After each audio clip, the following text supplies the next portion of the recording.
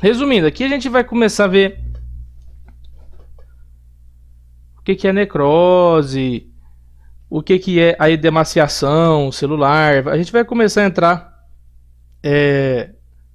propriamente dizendo assim, dentro dessa adaptação celular. Tá? Na próxima aula a gente vai clarear melhor isso daqui, que a gente começa já a falar do estímulo nocivo. Então essa aula de adaptação e crescimento vai ficar mais clara. Beleza? Qualquer dúvida pode desmutar o microfone aí e dar um gritão. Beleza? Bom, vamos lá. Como eu falei para vocês que essa adaptação, esse crescimento, essa diferenciação celular, geralmente ela faz parte de um processo quando essa célula passa por um estímulo. Beleza? Seja esse estímulo fisiológico, né, um estímulo normal do nosso corpo, estimulado por algum órgão, estimulado por algum sistema, ou pode ser algum estímulo patológico. Esse estímulo patológico pode ser diretamente pela doença, por uma bactéria, por um vírus, né? Ou pode ser também porque essa enfermidade altera tal órgão e tal órgão começa a liberar tal coisa, fazer tal coisa que vai mudar essa célula. Então essa vai gerar certo tipo de estímulo e essa célula vai se adaptar a esse estímulo. Tá? Então não é de uma forma direta à patologia. Beleza? Então aqui nós temos estímulos fisiológicos alterados, né? E alguns estímulos nocivos não letais. Como assim não letais? Que a célula não vai morrer, não vai matar a célula. Primeiro estímulo fisiológico alterado que a gente pode citar aqui é a demanda aumentada. Tá? É quando a gente tem uma estimulação aumentada, né? Entra-se aqui fatores de crescimento, fatores hormonais. Que é o que eu sempre cito aqui, a hipertrofia muscular.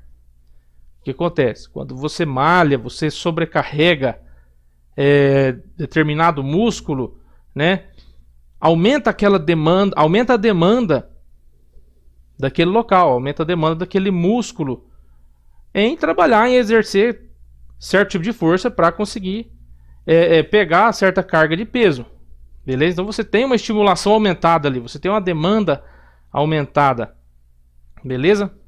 Segundo estímulo fisiológico adulterado que a gente pode citar é o decréscimo, né, o descenso nutreico para esse paciente, né? É uma estimulação diminuída. É o caso da atrofia.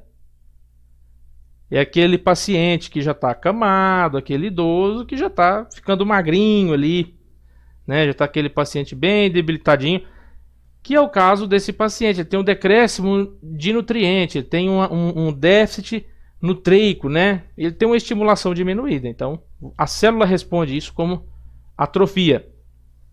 Temos a irritação crônica. Essa irritação pode ser física ou pode ser química. Lá na frente a gente vai entender, né, essa parte de metaplasia.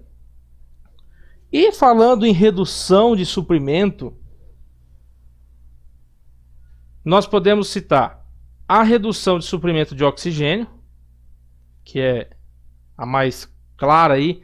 Essa redução ela pode ser aguda, né? Essa fase aguda geralmente ela é transitória. Como assim ela é transitória? Ela vem e passa, tá?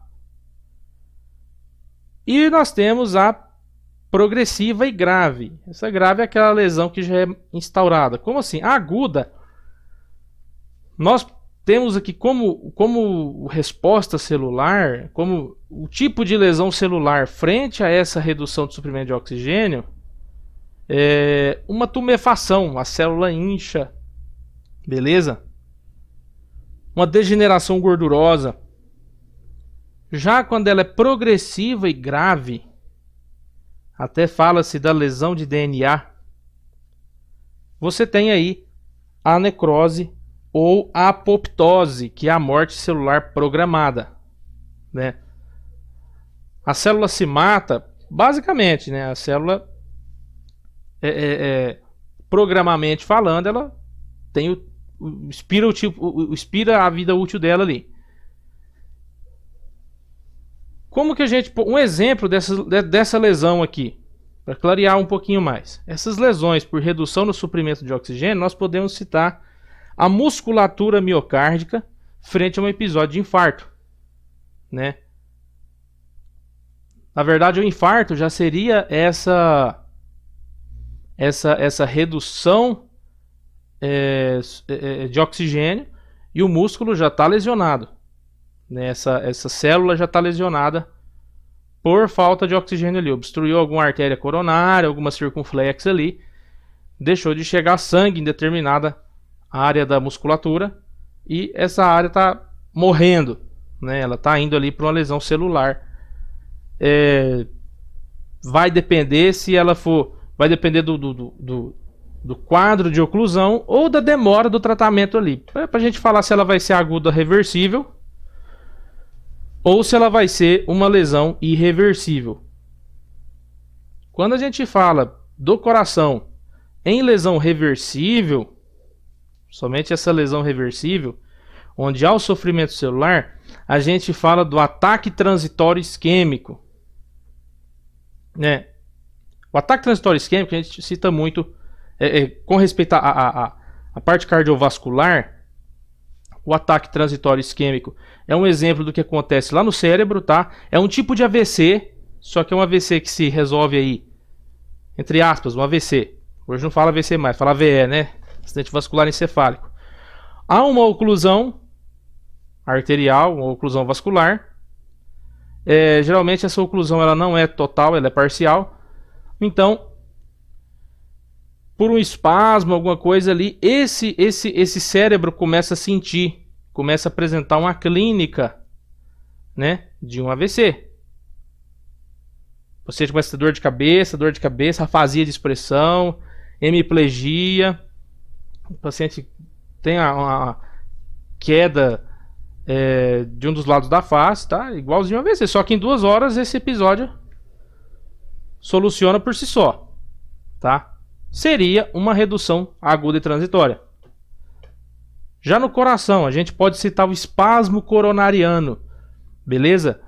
Você tem um espasmo dessas artérias coronárias e reduz o suprimento de oxigênio ali de uma forma assim, de uma forma bem considerável, que a musculatura sente essa hipóxia, tá? O espasmo coronariano ele tende a ser agudo e transitório. Já o infarto, aquele paciente infartado, o cara tá aí 6, 7 horas infartado já, infartado, oclusão, tem que fazer cateterismo, tal, tem que fazer angioplastia para soltar aquela molinha lá dentro da coronária para expandir a artéria, para voltar essa suplementação de oxigênio. Geralmente esse paciente, como ele demorou demais fazer essa angioplastia, colocar esse stent, esse músculo ficou muito tempo sem oxigênio ali, essa célula ficou muito tempo sem receber essa nutrição. Então geralmente ali é uma lesão grave, tá? Você já observa a área necrótica. Vamos lá. Outros estímulos, né, são as alterações metabólicas, né? Dentre elas, essas alterações que a gente falou, pode ser genética ou pode ser adquirida, tá? Geralmente, quando a gente tem esse episódio de lesão metabólica, lesão genética ou lesões que são adquiridas, a gente está falando ali de calcificações. A gente vai ver aqui alguns exemplos de calcificação. Então aqui a gente já tem lesão crônica, beleza?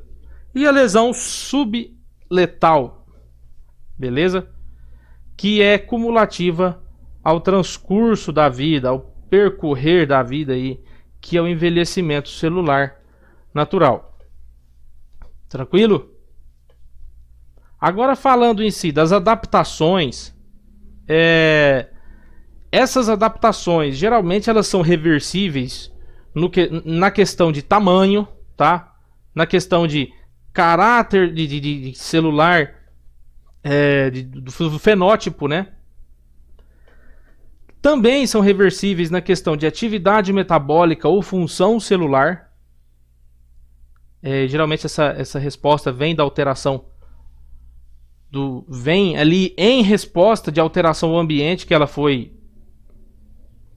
ali submetida.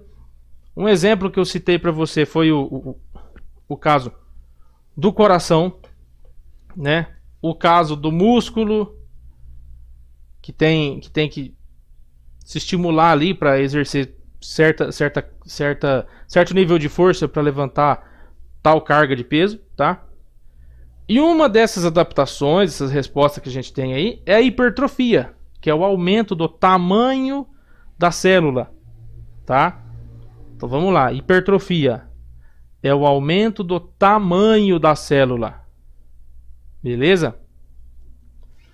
Quando você tem o aumento do tamanho da célula, você tem o aumento do tamanho do órgão. O que acontece aqui? Essa hipertrofia, resumindo, a célula está mais gordinha, né? Essa hipertrofia, esse aumento celular, ele pode ser fisiológico ou pode ser patológico. Mesma coisa lá de trás, naquela tabelinha que a gente viu, beleza? Geralmente, esse inchaço da célula, esse agrandamento, ele é causado pelo aumento da demanda funcional, tá? Tem que trabalhar mais aquela célula, tem que trabalhar mais aquele órgão, beleza? Também pode ser ali por estímulo hormonal. Mas o estímulo mais comum para hipertrofia, beleza? Hipertrofia muscular aqui falando, propriamente dizendo, é o aumento da carga de trabalho do músculo, tá? O que acontece? Como a gente citou o coração lá atrás, coração, músculo, tal, pode ocorrer essa hipertrofia no próprio coração. O coração está inchado. Geralmente quando você pega um raio-x de um paciente hipertenso, né, daquele paciente que ele é um cardiopata não controlado, o que acontece? Esse coração é um coração aumentado, um coração inchado, um coração hipertrofiado devido à sobrecarga hemodinâmica que esse paciente sofre, beleza? Então você tem aqui uma sobrecarga de trabalho em cima de um músculo e você vai ter a resposta de adaptação, que é a hipertrofia. Aqui nós temos aqui 3 imagens aqui que exemplificam tudo que a gente falou até agora. Essa primeira imagem, essa imagem de baixo aqui, ó, onde a gente vê aqui o miócito, ele está hipertrofiado, né? Ele está adaptado a essa sobrecarga de trabalho. Então você tem aqui, ó, você observa bem aumentado a musculatura miocárdica, né? Um músculo mais espesso, um músculo mais agrandado, né? Aqui em cima você tem a musculatura normal, beleza? Já nessa figura da direita, você tem aqui a parte de lesão celular, né? Pode ser por hipóxia lá, aquelas coisas lá, onde o miócito ele foi lesado, né? Lembra lá, a maior parte é uma lesão reversível, vai depender do tempo de exposição ao agente lesivo, né? Então você já observa essas áreas branquicentas e acinzentadas. Isso aqui já é área de necrose, beleza? Aqui é um corte de uma região ventricular, né? Parte superior do ventrículo aqui. Então, por que uma hipertrofia ventricular ela é ruim? Porque você observa que diminui a câmara ventricular, né? O interior da câmara ventricular fica bem diminuído quando hipertrofiado. O que acontece aqui? Você tem menos sangue dentro do ventrículo. Você tem menos sangue sendo ejetado para o corpo, né? Para o sistema.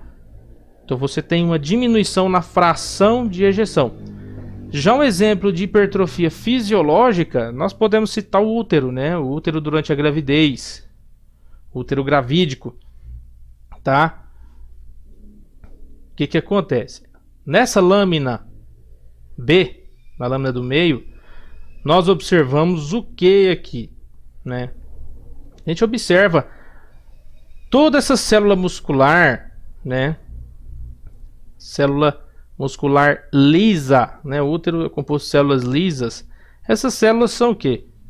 Características pequenas e fusiformes. Tranquilo? Já o útero grávido, que é essa lâmina número C, ó, professor ficando doido. Essa lâmina da letra C, aqui, nós observamos aqui essas células. Elas já estão grandinhas, né? As células já estão maiores. Você observa aqui células roliças e grandes, beleza? Essa é a diferença de uma adaptação fisiológica do útero. Tranquilo?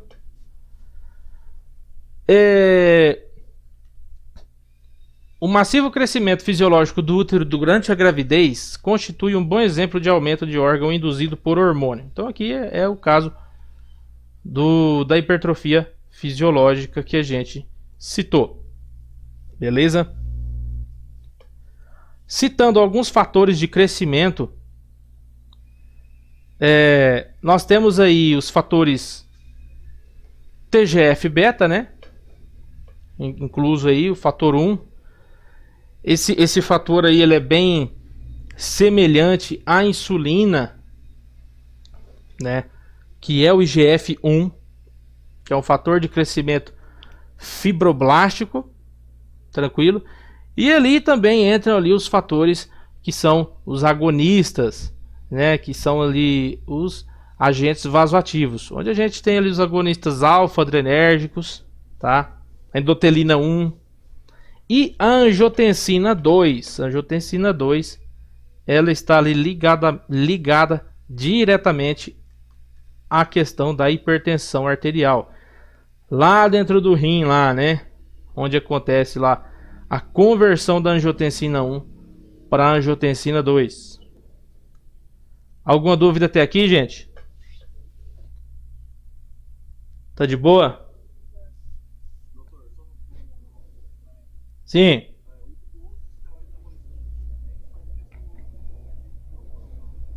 Faz crescer devido aí a gente já entra num contexto multifatorial. Como assim multifatorial? O que acontece? Quando você começa a tomar esse esteroide anabolizante, automaticamente você está aumentando a sua carga também de trabalho lá na academia. Então, consequentemente, você tem um aumento da demanda metabólica. Então o coração tem que bater mais para irrigar o teu corpo, né? Para mandar sangue para todo mundo aí. Mas o esteroide anabolizante também tem seu papel aí fundamental na hipertrofia cardíaca. É normal. Você pega um raio-x de um atleta, você vê uma sinueta cardíaca maior. Beleza? Bom, seja qual for a causa exata e o mecanismo da hipertrofia, ela finalmente alcança um limite depois do qual o aumento da massa muscular deixa de ser capaz de compensar a sobrecarga. Como assim? Essa célula, esse músculo, ele vai aumentar até ele ver que ele não está sendo mais capaz de suprir a necessidade, a demanda metabólica que está sendo exigida dele, a demanda de trabalho que está exigida. É o caso do coração, né? Daquele corte do ventrículo que a gente viu lá atrás. O ventrículo foi inchando, até que chega um ponto que ele deixa de exercer a função de trabalhar mais. Beleza? Chega um limite essa hipertrofia.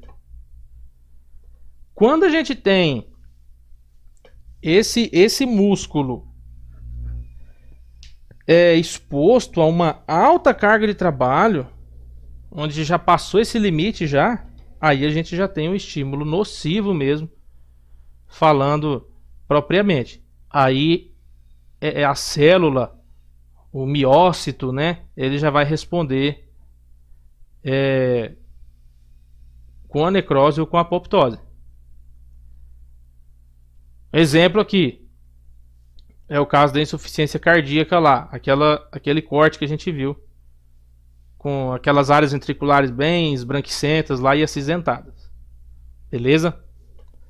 Aqui, ó, de novo, é onde ocorreu a morte celular. Beleza? Quando a gente fala dessa hipertrofia, nós citamos alguns mecanismos, né? São aí os mecanismos bioquímicos. A gente cita aqui o da hipertrofia miocárdica, que fica mais claro para a gente entender, e um exemplo mais comum. Então ali, vamos colocar que tá tudo ligado ali. Vamos botar que esse paciente é um paciente hipertenso. Então esse paciente ele tem lá um aumento ali da angiotensina, né? Tem um agonista ali agindo diretamente. Automaticamente você tem também ali um aumento da carga de trabalho. Esse coração está batendo mais, a frequência cardíaca está aumentada. Consequentemente, você tem ali os fatores de crescimento. Lembra lá que a gente citou o IGF-1, né?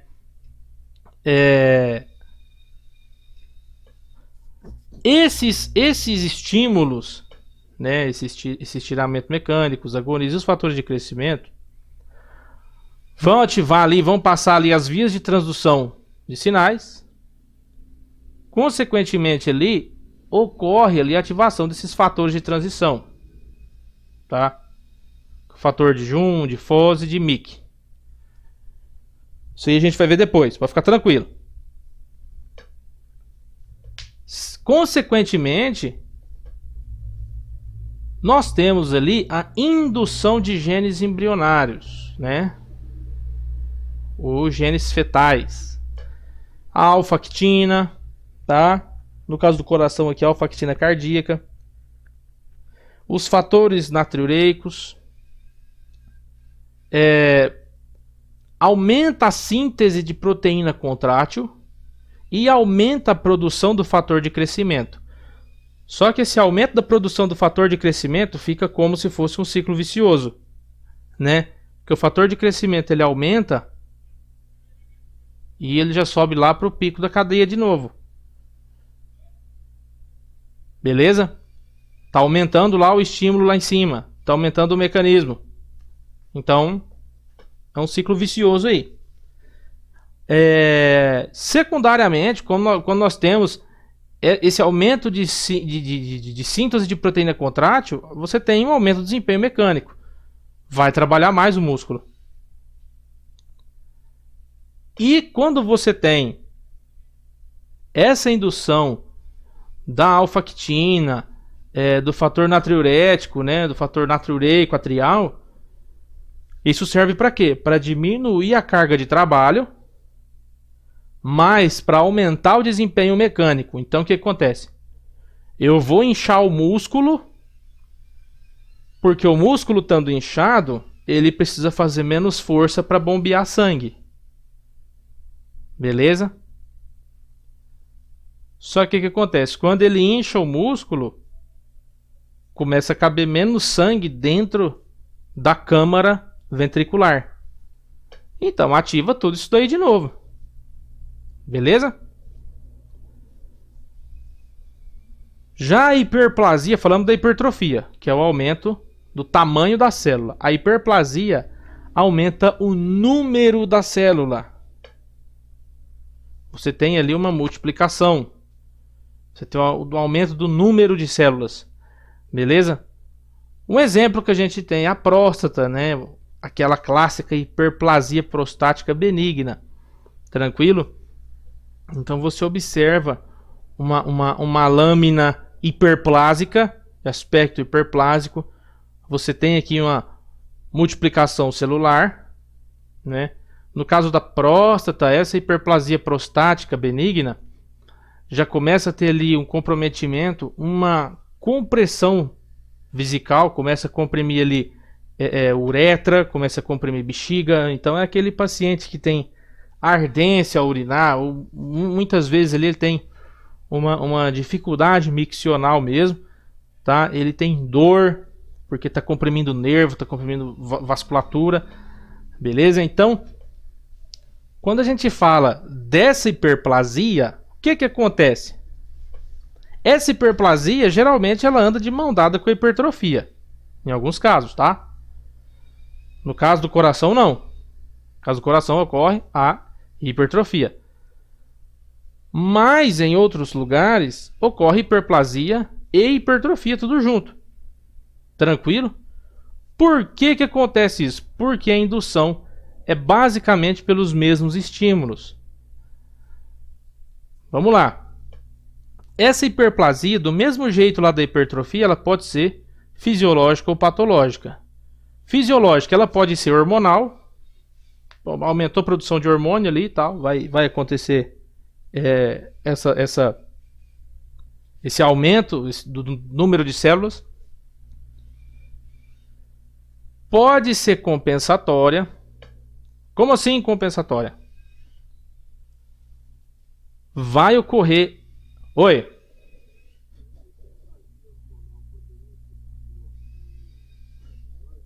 Pode também.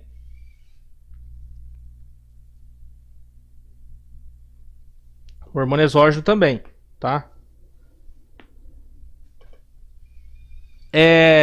Quando você tem essa hiperplasia compensatória, que geralmente o órgão ele lesionou, o órgão ele foi afetado e vai criar célula nova, vai criar uma parte nova ali para se recompor, para se regenerar. Essa hormonal, falando aqui da produção de hormônio do próprio corpo, né?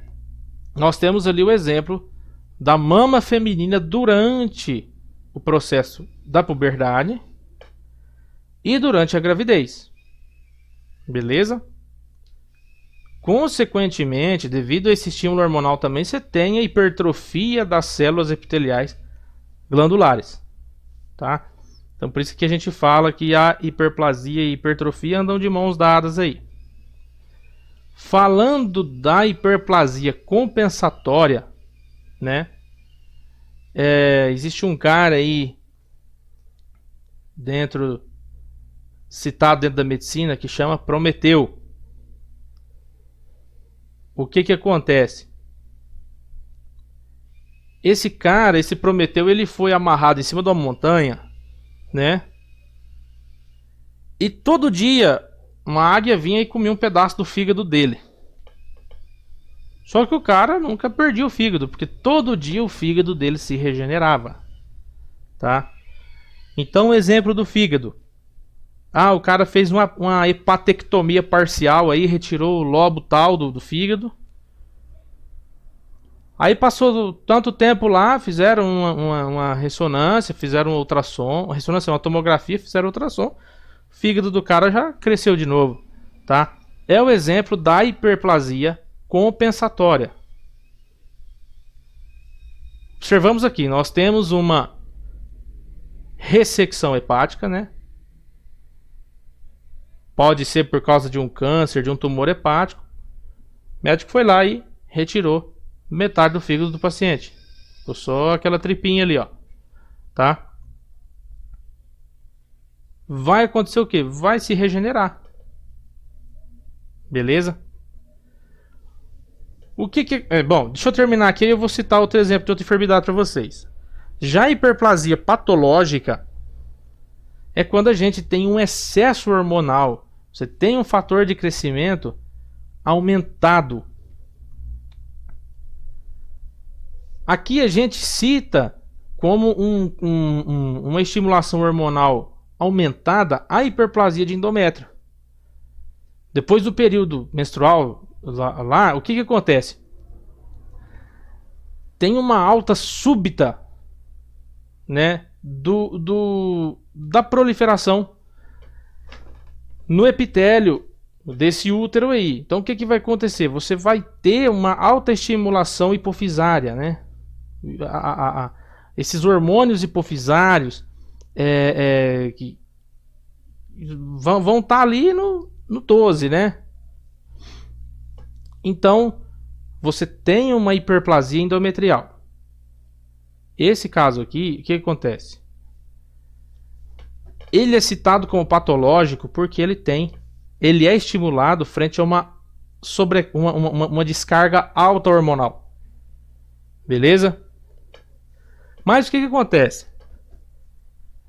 Por mais que seja um processo patológico, ele é controlado, né? Por quê? Porque não há mutação genética, não há mutação em gene que vai fazer essa divisão celular.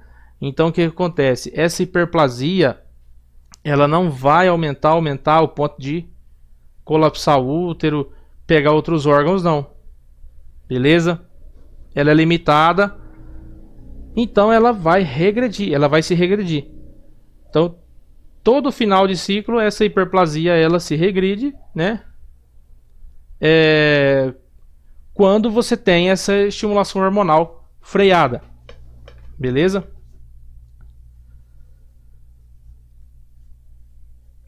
A hiperplasia é diferente do câncer. O que acontece? A hiperplasia patológica, ela só se constitui em solo fértil,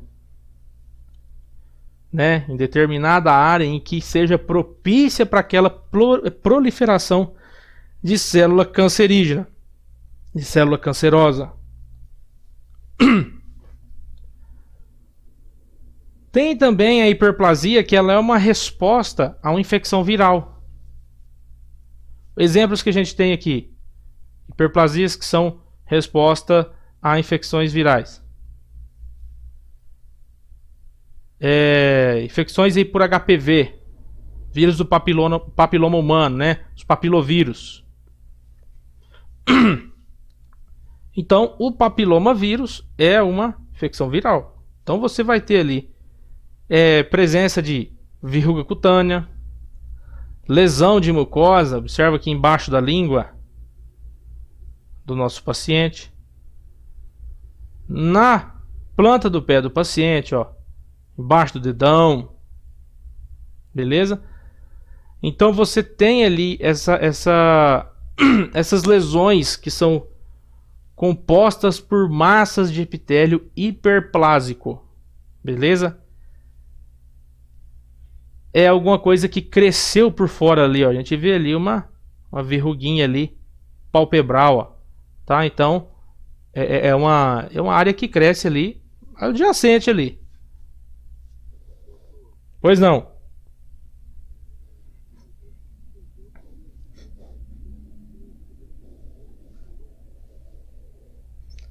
O furúnculo ele seria já um abscesso, né? O furúnculo ele é um abscesso, ele é uma resposta inflamatória. Associado ao furúnculo ele tem geralmente uma infecção bacteriana. Ele é uma resposta inflamatória mesmo.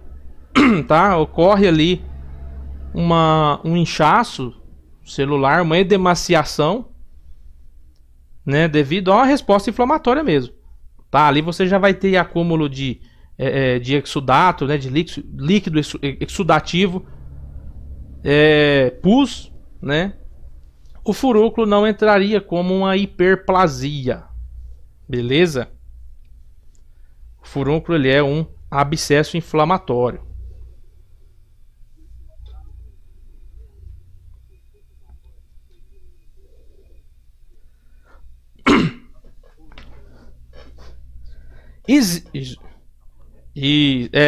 O cisto sebáceo, né? O cisto sebáceo ele não entra como uma hiperplasia, né? Porque ali ele não entra diretamente ali catalogado como hiperplasia, não, porque ele tem uma cápsula, essa cápsula de massa ali dentro daquele compartimento, tá? Ele não chega a ser um tecido muscular que foi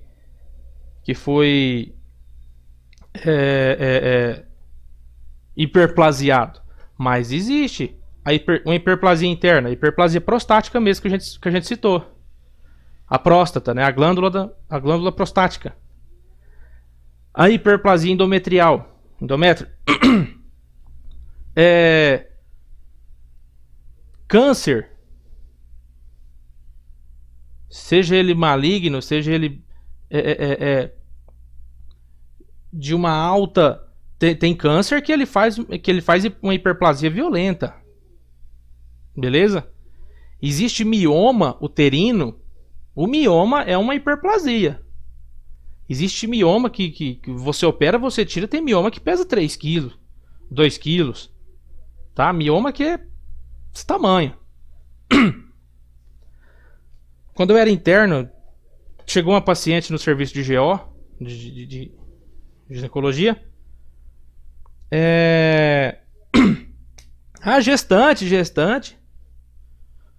Gestante nada, irmão. A hora que foi fazer o ultrassom mesmo, né? Se eu não me engano, era de uma aldeia a mulher. Essas aldeias indígenas. Então, esse pessoal, eles não têm acesso a pré-natal, assim, frequente essas coisas. Então, tipo, engravida lá, vem pro hospital na hora de ter criança.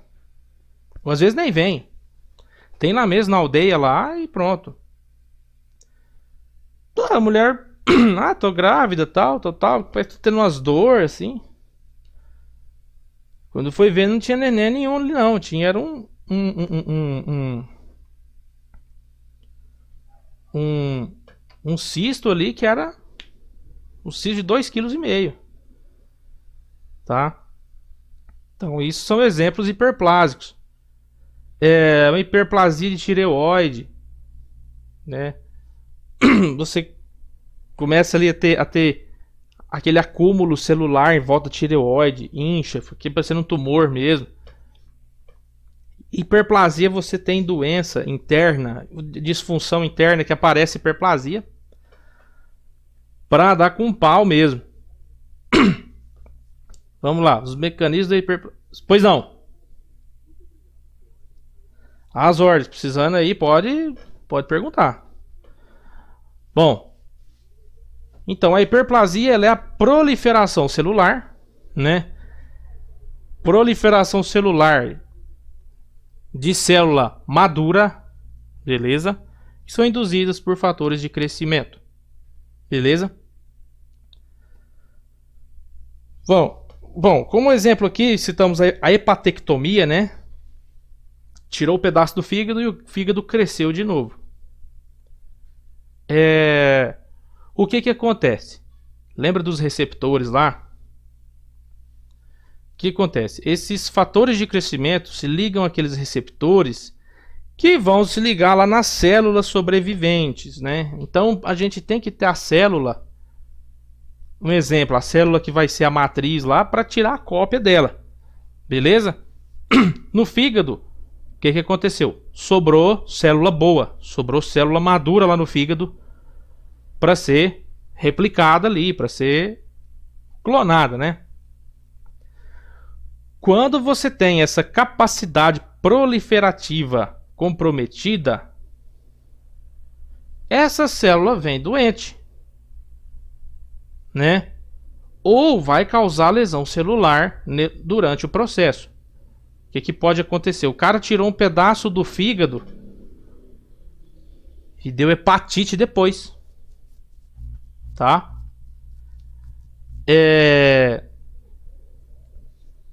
O paciente cursou com hepatite.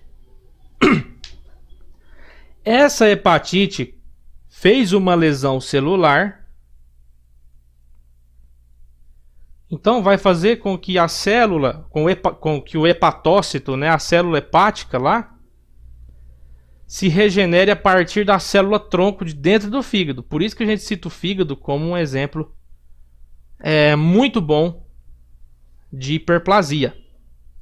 Um órgão que consegue se regenerar. Beleza, gente?